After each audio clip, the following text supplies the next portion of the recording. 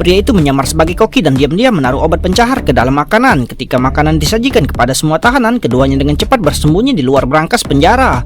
Setelah memastikan struktur khusus pintu baja anti pencurian, mereka langsung menentukan rencana selanjutnya. Para tahanan yang telah selesai makan tidak dapat lagi menahan rasa mual dan muntah di dalam penjara. Dalam sekejap, para tahanan yang sakit memenuhi ruang perawatan. Namun untuk mencegah para tahanan muntah seperti itu, para penjaga penjara harus mengirim para tahanan ke rumah sakit di luar. Memanfaatkan kekacauan di dalam penjara, keduanya menyamar sebagai petugas kebersihan. Menemukan posisi tepat di atas brankas di toilet, lalu pria itu mengeluarkan bor listrik dan mengarahkannya ke langit-langit brankas untuk menjebolnya. Setelah mengebor cukup lama, sebuah lubang besar berhasil dibor di dalam brankas. Kemudian ia mengeluarkan sekaleng gas cair dan mengarahkannya ke lubang tersebut untuk meledakkan tempat itu.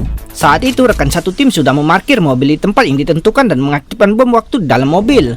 Saat waktu disepakati tiba, pria itu langsung menyalakan gas cair di dalam brankas. Suara keras di luar langsung menarik perhatian semua orang. Saat sipir mendengar ledakan, ia mengira mobil di luar meledak. Jadi ia bergegas ke ruang pemantauan untuk memeriksa situasi.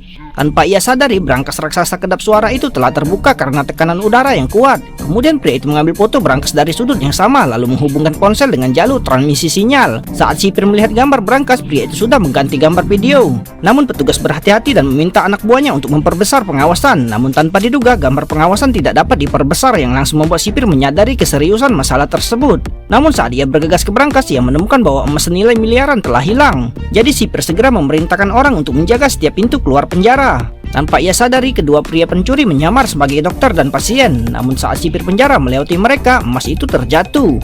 Sipir penjara pun langsung memerintahkan orang-orang untuk menggeledah semua ambulan. Alhasil, anak buahnya tidak menemukan satupun emas batangan itu.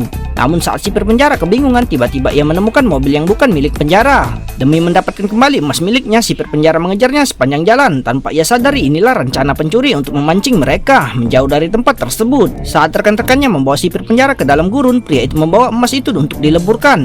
Beberapa orang membawa cetakan bersama-sama, lalu memasukkan emas ke dalam panci grafit, lalu menggunakan oven bersuhu tinggi yang disiapkan sebelumnya untuk melelehkan semua emas dan menuangkannya ke dalam cetakan.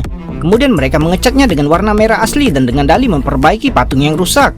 Ia mengangkut emas keluar dari penjara secara terang-terangan. Saat pria itu menekan tombol kendali jarak jauh, bom yang telah disergap sebelumnya meledak seketika. Pada akhirnya mereka mendapatkan emas bernilai miliaran dan menjalani kehidupan yang bahagia, bahkan kemewahan.